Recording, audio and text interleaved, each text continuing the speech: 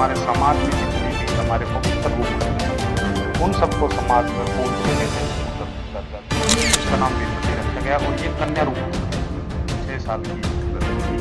तो अपने 6 साल के दौरान इन्होंने बहुत से चमत्कार किए और वो शक्ति का रूप होने के साथ में वीरमती कन्या शक्ति इस वजह से पाखंडवाद से अंधकार से परेशान है, कोई बलि प्रथा से परेशान है, उनके खिलाफ ये मतदान है। जैसे 4-5 वर्ष है, नमस्कार, मेरा नाम है चरणजीत नरवाल और आज हम पहुंचे हैं गांव सिरसल के बहुत ही प्रचलित स्थान कन्या शक्ति मठ, जो गांव सिरसल जिला कैथल के अंदर मौजूद है और जहां पर पिछले काफी समय पर अनेकों प्रकार की समस्याओं का समाधान बिल्कुल अध्यात्म तरीके से किया जाता है। अध्यात्म तरीका क्या है और यहाँ पर उन समस्याओं का कैसे उनको निदान दिलाया जाता है, किस प्रकार की वो समस्याएँ हैं, यहाँ पर श्रद्धालु किन-किन समस्याओं को लेकर के जो यहाँ के गद्दी-नशीन हैं, जो महाराज जी हैं, उनसे मिलते हैं और यहाँ पर आकर उनको क्या-क्या फ़ायदे मिले हैं, उस बारे में आज हम चर्चा करने के लिए पहुँचे हैं। तो सभी को पहले तो मैं एक ही निवेदन करना चाहूँगा कि आप इस वीडियो को ज़्यादा से ज़्यादा शेयर कर दें। कमेंट के माध्यम से भी आप अपने सुझाव दे सकते हैं और अध्यात्म से जुड़ने के लिए जो भी व्यक्ति इच्छुक है, तो वो कमेंट के माध्यम से इस कन्या शक्ति मठ से संपर्क कर सकता है। आपको वीडियो के अंत में या आप नीचे देख पा रहे होंगे, तो इनके नंबर पर आप संपर्क कर सकते हैं। तो आइए मिलते हैं आगे। तो महाराज जी थोड़ा बताना चाहेंगे कि ये जो आपने मठ का निर्माण किया है, ये कब शुरुआत हुई? किस तरह का ये मठ है और किन उद्देश्यों पे, किन सिद्धांतों पे ये मठ चल रहा है? उसके बारे में थोड़ा-सा प्रकाश डालें। जी, सबसे पहले जो इस चैनल के माध्यम से जितने भी दर्शक हैं, उन सभी को मेरी तरफ से हाथ जोड़ के नमस्कार। तो जैसा कि आपने कहा कि मठ की जो शुरुआत कब से हुई है, ये 1 जनवरी 2020 को हमने यहाँ पे मठ का निर्माण का जो कार्य था, वो शुरू किया था और उसके बाद दिन प्रतिदिन जैसा भी सिस्टम बढ़ता चला गया, उसी के हिसाब से हमने फिर कंस्ट्रक्शन का, ज़मीन का, वो जैसा भी बनता रहा, वैसा हमने किया। संगत आती रही, जो हमारा काम था, जो कार्य थे एक जीव को बचाने का, एक भला करवाने का, शारीरिक रूप से, मानसिक रूप से, आत्मिक रूप से, जैसा कि इस परम शक्ति के आदेश के अनुसार बताया गया, वैसा हम करते रहे। महाराज जी एक बात और पूछना चाहूँगा कि शक्ति आपने एक वर्ड बोला शक्ति और जैसे कि इस मठ का नाम भी कन्या शक्ति मठ है। जी। तो उसके बारे में थोड़ा विस्तार से बताएँ कि कन्या शक्ति किस किसकी तरफ आप इशारा कर रहे हैं? किसको आप यहाँ पर मतलब एक ये कह लीजिए कि इशारा क्या है जी। आम जनता के लिए?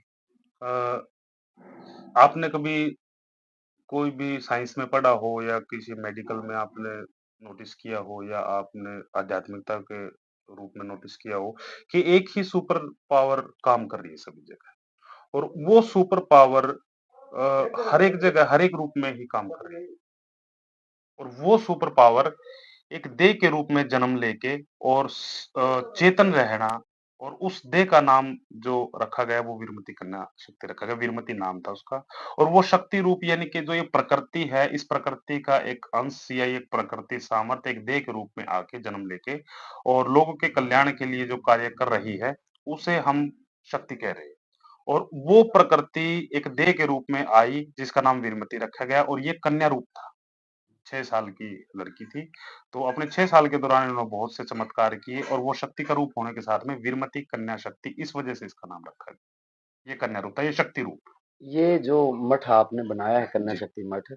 और इसका मतलब उद्देश्य क्या है? मेन उद्देश्य इसका मतलब? मेन उद्देश्य यही है कि जिस प्रकार जैसे इस मठ का नामांकन किया गया कन्या शक्ति मठ, हमारे समाज में जितनी भी हमारे पवित्र रूप कन्याएँ हैं, हुँ। उन सबको समाज में पूर्ण तरीके से एक उच्च दर्जा देना जैसे देखा आपने नवरात्रे होते हैं या हिंदू धर्म का जो भी त्योहार होता है, तो उसमें कन्या को सर्वप्रथम माना जाता है। और इन्हीं उद्देश्यों को लेके एक कन्या को समाज में उच्च दर्जा देना, एक कन्या की पूजा आराध्या करना, इसमें मठ का मुख्य उद्देश्य है और एक कन्या बहुत ही पवित्र और अलौकिक चीज़ है और सभी तरीके की शक्तियाँ समाहित है उसमें, भलाई के लिए। जी समाज में किन मतलब उद्देश्यों के आप ऊपर आप कार्य कर रहे हैं? ये मठ किस किस उद्देश्य के ऊपर कार्य कर रहा है? जो सबसे पहले इस मठ का जो कार्य है वो एक आध्यात्मिक उन्नति के लिए है।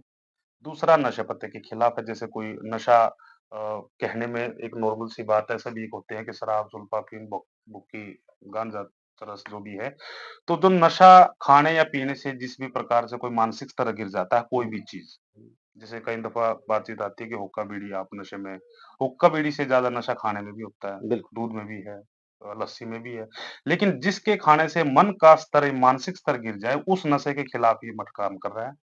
और तीसरा जो सामाजिक कल्याण है, जैसे कोई भी भूखों को कोई भंडारा का व्यवस्था करवानी, या कोई किसी पाखंडवाद से, अंधकार से परेशान है, जैसे कोई बलि प्रथा से परेशान है, उनके खिलाफ ये मठ काम कर रहा है। ये 4-5 पॉइंट है, जिनके खिलाफ ये मठ काम कर रहा है।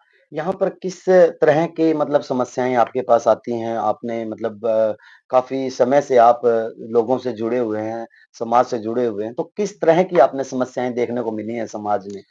देखिए, समाज में सभी तरह के आदमी हैं, मतलब उसमें कोई शारीरिक रोग से परेशान है, शरीर से परेशान है, कोई मानसिक स्थिति से परेशान है, और कोई भयभीत है, मतलब आत्मबल जिसका कमज़ोर है, सभी तरीके के लोग यहाँ पे आते हैं। कोई जैसे कैंसर से पीड़ित है, या कोई मतलब जो भी शारीरिक जैसे परेशानी कि है। महाराज जी आप कह रहे हैं कि कैंसर जैसे आपने एक वर्ड नाम लिया कैंसर, तो जी, ये एक बहुत चर्चित बीमारी है। जी, काफ़ी समय से तो इसका इलाज भी नहीं था, चलो आज तो मेडिकल लाइन में इसका थोड़ा इलाज आ गया है। जी, यहाँ पर आने मात्र से मैंने पिछली कई वीडियो में देखा है कि कैंसर तक के मरीज़ यहाँ पर ठीक हुए। जी। तो ऐसी क्या पद्धति है आपके पास? थोड़ा-सा मैं उसको उसको दर्शकों को देखिए, बताना चाहेंगे। आज से काफ़ी समय पहले क्या होता था हुँ, कि बिना चीर-फाड़ के कोई ट्रीटमेंट ऐसा किया जाता था कि बिना चीर-फाड़ के इलाज हो जाता था। हुँ, वैद्य वहाँ वगैरह पर करते थे। साइंस साइंस इस प्रकृति की साइंस आगे नहीं बढ़ रही है। हुँ, साइंस क्या कर रही है कि इस प्रकृति की ही खोज कर रही है। हुँ, चाहे अपने आप में कितना ही साइंस आगे बढ़ जाए, लेकिन प्रकृति की खोज वो पूर्ण नहीं कर पाएगी कभी। हुँ, हुँ, अभी जितने भी समय से जैसे कैंसर का है, कैंसर में जो भी ट्रीटमेंट किया है, जो भी दवाइयाँ चलाई है, वो एक साइंस की खोज, उस प्रकृति की खोज ही है। और उस प्रकृति के थ्रू वो प्रकृति हर एक तरीके से सभी संतों महात्माओं ने उस प्रकृति का ही व्याख्यान किया है, उस महाप्रकृति का, कुदरत का, जो सृष्टि को बनाने वाला, उसे हम रब कहें, अल्लाह कहें, परमात्मा कहें, कुछ भी कहें। यहाँ पे क्या सिस्टम है कि उस प्रकृति को रिझा के जो बीमारी है, वो भी तो एक प्रकृति का रूप है। अध्यात्म से क्या अभिप्राय है आपका? अध्यात्म एक अलग चीज़, जो आपने कहा, वो अध्यात्म एक अलग चीज़ है। अध्यात्म में सिर्फ़ अकेले का सिस्टम होता है। जी, और जो हमारा ये सिस्टम है, ये प्रकृति को मानने का सिस्टम है। प्रकृति में अध्यात्म भी है, प्रकृति में तांत्रिक विद्या भी है, प्रकृति में संत भी है, और प्रकृति में शैतान भी है। तो यहाँ पर प्रकृति को एक तरीके से समझा जा रहा है, प्रकृति को एक तरीके से मनाया जा रहा है, जैसे कोई भी कैंसर की बात हमने ज़िक्र किया, ये हुँ। प्रकृति की ही तो क्रोपी है। प्रकृति ही क्रोधित है। अगर वहाँ पर प्रकृति शांत हो जाती है, तो कैंसर ठीक है।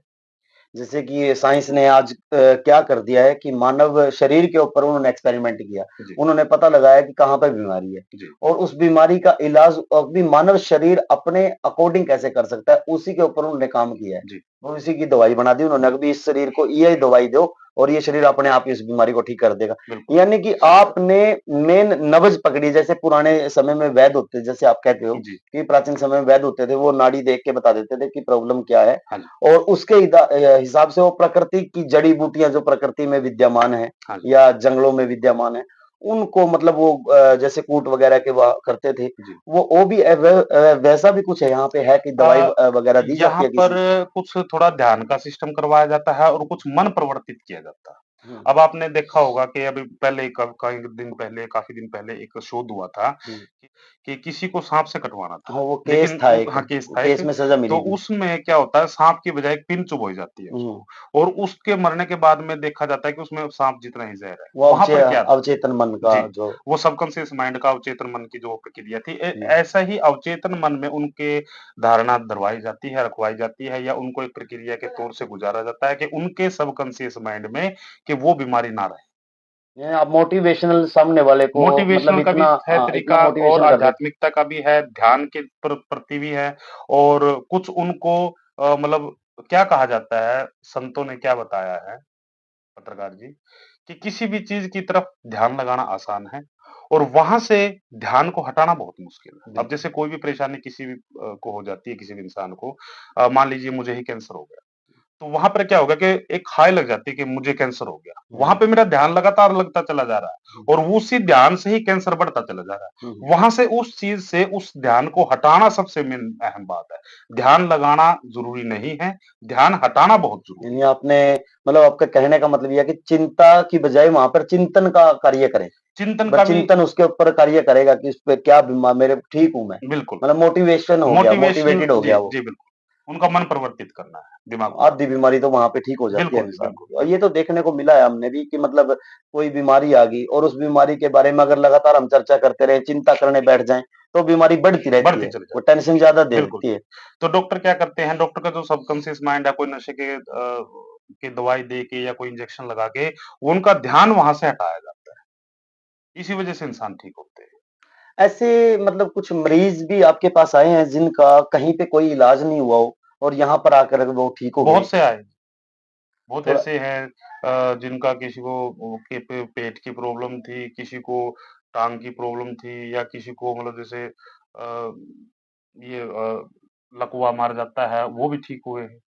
ये तो थी चलो अध्यात्म से जुड़ी और आपके मेडिटेशन से जुड़ी बातें। जी, अ, इसके विपरीत जो आजकल आपने देखा होगा समाज में झाड़-फूँक वाला भी सिस्टम चला हुआ है, ताग्गा-तबीज़ वाला भी सिस्टम चला हुआ है।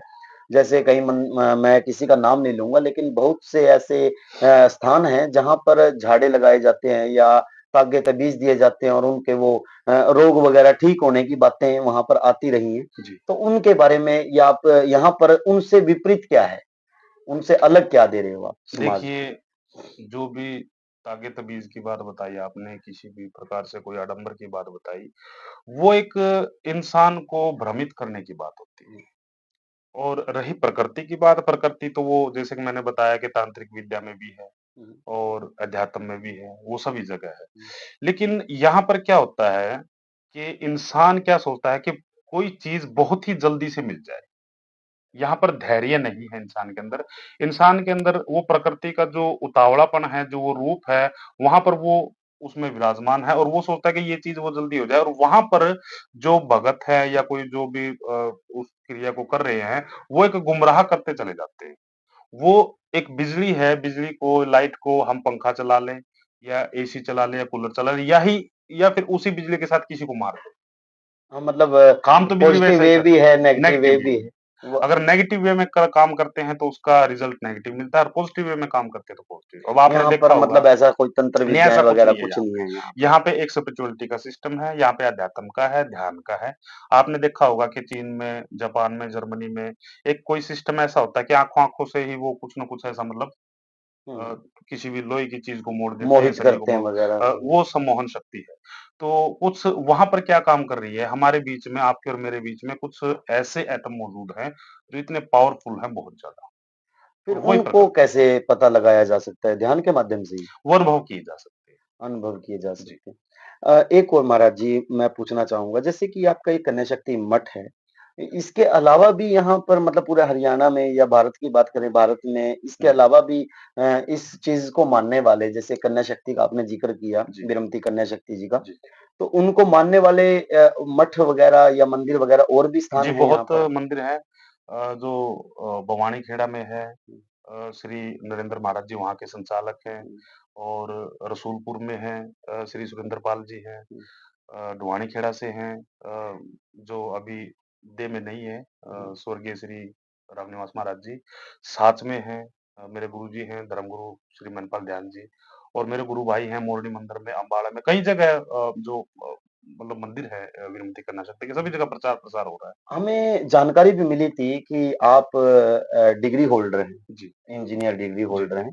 तो इस पद्धति में आने के बारे में आपने कैसे सोचा? मतलब इस लाइन में आप जी, ये कैसे आए? सब उसके मालिक बारे में थोड़ा-सा बताएँ। ये उस परम शक्ति की रज़ा है कि एक बीटेक होल्डर होते हुए भी मुझे यहाँ पर लोगों की सेवा करने का मौका मिला है। मतलब ऐसी क्या घटना हुई कि जिसके द्वारा आपका मन परिवर्तित हो गया और आपने अध्यात्म को अपना जीवन सौंप दिया?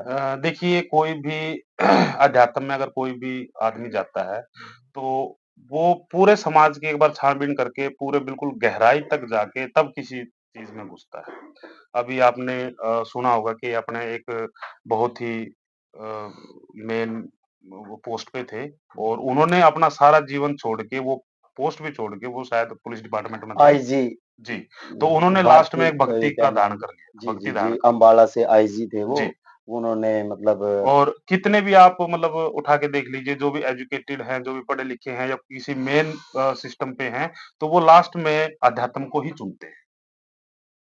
इसमें आने के बाद आपको कैसा महसूस हुआ? मतलब आपके पिछले जीवन और अब के जीवन में क्या अंतर महसूस हुआ आपको? अ, अगर बात करूँ मैं इस विषय में, तो मैं उन बातों का कोई ज़िक्र भी नहीं करना चाहता, क्योंकि वो समय कुछ और था। हाँ, जो और अतीत बीत आज गया। एक जीवन जीना और एक जीवन काटना। तो आज के समय में इस विरमती कन्या शक्ति के माध्यम से, इस विचारधारा के माध्यम से हम लोग सभी एक जीवन जी रहे हैं। ना ही किसी प्रकार की कोई उम्मीद है, ना ही किसी प्रकार की कोई लालसा है।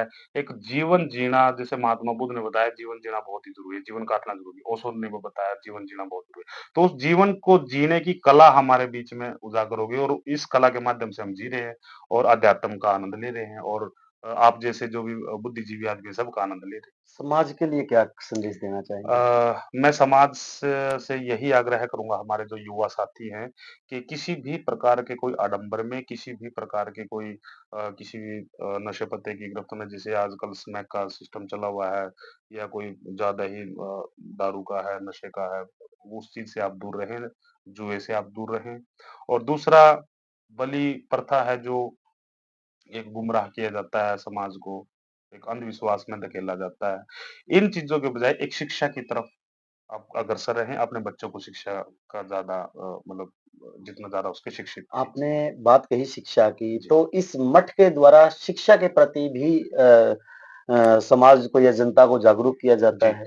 बिल्कुल, आपने पहले भी देखा होगा हमने कई प्रोग्राम किए हैं जो हमारी बहन-बेटियाँ हैं और जो हमारे भाई थे, जो एजुकेटेड थे, जो मास्टर डिग्री थे, उनको मतलब सम्मानित किया। सम्मानित किया गया है संविधान के थ्रू देकर, मोमेंटो के थ्रू देकर जो ताकि उनको ये लगे कि हमारा कोई न कोई मिशन के साथ में हमारा जुड़ाव है और आगे वो चल के एक अच्छा।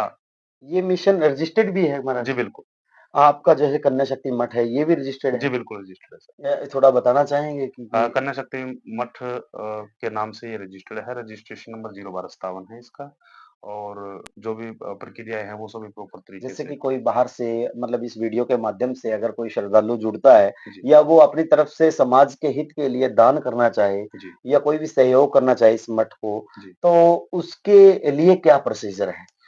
देखिए अगर कोई दान करना चाहता है किसी भी प्रकार से, तो पहली तो बात ऐसा कोई प्रावधान नहीं है किसी से कुछ मतलब लिया ये जा रहा है। हुँ, अगर कोई फिर भी अपनी तरफ से कोई करना स्वेच्छा चाहता है तो अनुसार। आप यहाँ पर आके कोई चीनी है, चावल है, पैसे की बात नहीं है यहाँ पे। जी, जी। तो आप यहाँ पे आके जो भी संगत आती है, जो भी जनता आती है भंडारा खिलाएँ, सबसे बड़ा परमार्थ यही माना जाता है। भूखे को अन्न खिलाना। बिल्कुल। और लोकेशन क्या है ये? लोकेशन थोड़ा ये बताएँगे? कैथल से और करनाल के बीच में एक गाँव पड़ता है रसीना, रसीना से 7 किलोमीटर इधर ये मेन रोड पे कन्या शक्ति करनाल मठ। रोड पे पड़ता है रसीना, जी, जो करनाल मेन हाईवे करनाल पे। से कैथल के बीच में बिल्कुल रसीना गाँव पड़ता है, एक कस्बा-सा है और वहाँ से लिंक रोड है, 7 किलोमीटर। कि ये जो कन्या शक्ति मठ है, महाराज जी ने आपको विस्तार पूर्वक बता ही दिया है। यहाँ पर अनेकों समस्याओं का निदान बिल्कुल एक स्पिरिचुअल तरीके से या अध्यात्म कह लीजिए या आप मेडिटेशन कह लीजिए, एक बिल्कुल साफ-सुथरे तरीके से यहाँ पर इलाज किया जाता है। नशे वगैरह को ये छुड़वाने का पूरा कार्य करते हैं और बहुत से यहाँ पर साथियों ने यहाँ पर आकर के नशा छोड़ा भी है और अनेकों समस्याओं, बीमारियों का यहाँ पर निदान हुआ है। तो मैं सभी से यही गुज़ारिश करूँगा कि आप भी यहाँ पर आ सकते हैं अगर आप किसी भी समस्या से पीड़ित हैं या आपके परिवार में किसी तरह की आर्थिक समस्या या उलझने या मन को शांति या किसी भी तरह की कोई भी समस्या जैसे महाराज जी ने कह दिया कि किसी भी प्रकार की समस्या से पीड़ित हैं तो आप यहाँ पर आकर मिल सकते हैं। नीचे दिए गए नंबरों पे आप संपर्क कर सकते हैं और